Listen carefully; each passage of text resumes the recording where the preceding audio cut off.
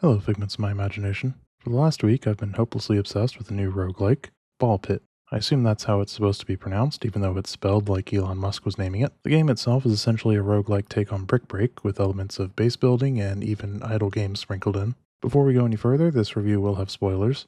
Massive ones. So if you want the verdict, jump to the time on the screen now. You have been warned. I'll just say it right away, never before have I been so high on a game only for my opinion of it to crater this quickly. I won't lie, after the first few days I was ready to make this review and pitch for Game of the Year. Then I kept playing, and playing, and well, let's do something different and start with the bad qualities in the order I discovered them. First up is the retry button. I discovered this little darling on my third run. Turns out that if you click it at the end of a run, your progress is completely trashed, like it never happened. Just like that, 15 minutes wasted. And the worst part is, it's placed on the right side of the menu, which is normally where a continue button goes. A minor design oversight, I'm sure, bothered me, but not really enough to stop playing. I just stopped clicking there. The next thing I noticed is just how much time is eaten up by slow, unskippable animations. After every level, you have to watch the elevator go back up. Again, very minor, although it did get more annoying later, but I'll get to that soon. After I'd unlocked all the characters, I noticed the next issue. The characters feel very similar. Don't get me wrong, there are some very unique characters, like Shield Bearer for the full Brick Break experience, Tactician for that classic RPG feel, or the Radical to AFK everything. But beyond the truly unique, the rest of the characters kind of blend together. Nothing really makes you want to pick the Physicist, Flagellant, Juggler, Spendthrift, Repetent, Empty Nester, Embedded, Warrior, Shade, Cohabitants, Cogitator, or Itchy Finger. Sure, they're all technically different, but the game is still going to play out the same. The same builds work, the same strategy will get you there, all with very minimal change to your gameplay. Wow, actually writing this out and going over every character really brought that more to light. The only radically different characters are really the Tactician, Radical, and Makeshift Sisyphus. Even Shield Bearer plays pretty much the same as all the others. I was going to say this was another minor complaint, but looking back, it seems pretty bad. And it'll seem worse in a minute here, trust me, I'm getting to it.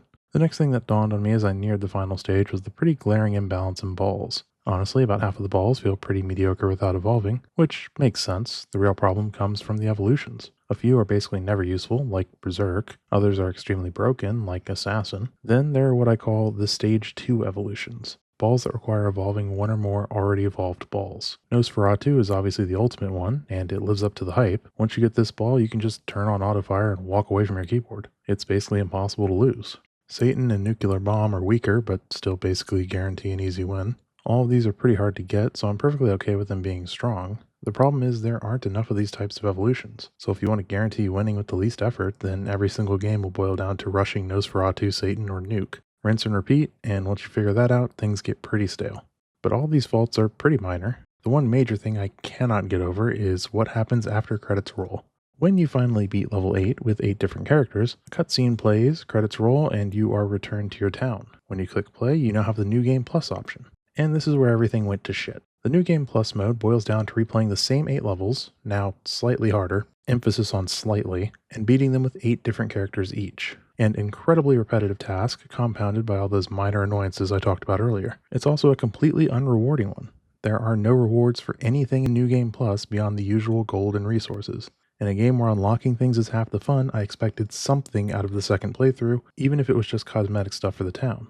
Around level 6, I was getting pretty bored of the same routine and moved to most of my runs being done AFK thanks to the Radical. I told myself I needed to see what would happen at the end, so I pushed on. And do you want to know what happened when I finally finished level 8 with 8 separate characters, now for the second time?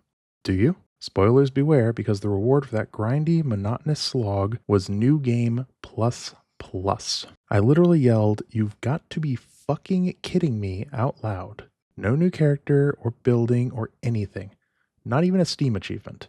Nope, just an invitation to do it again. I was done. I finished up the last few achievements remaining after all of my clears and uninstalled.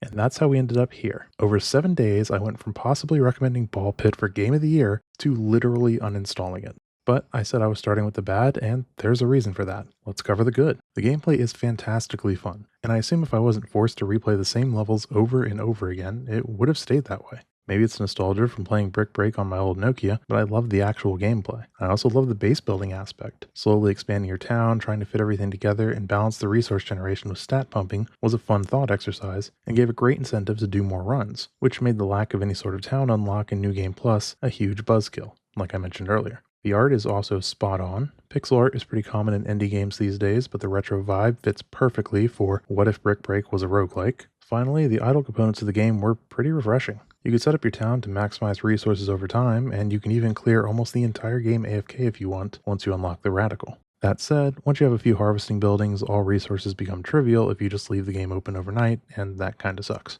So that's the good, much less to say about that than the bad, so I guess my verdict is pretty obvious, right? Nope. Even after everything I said, I would still recommend this game to anyone with a pulse. The gameplay is just that fun. Sure, it has its flaws, and yes, I will probably never play it again, but the reality is for 15 bucks, I got more than enough entertainment out of it. And who knows, maybe they'll add more stuff later. Stranger things have happened. So the bottom line is the same here as it always should be. Is the game fun? And the answer is a resounding yes.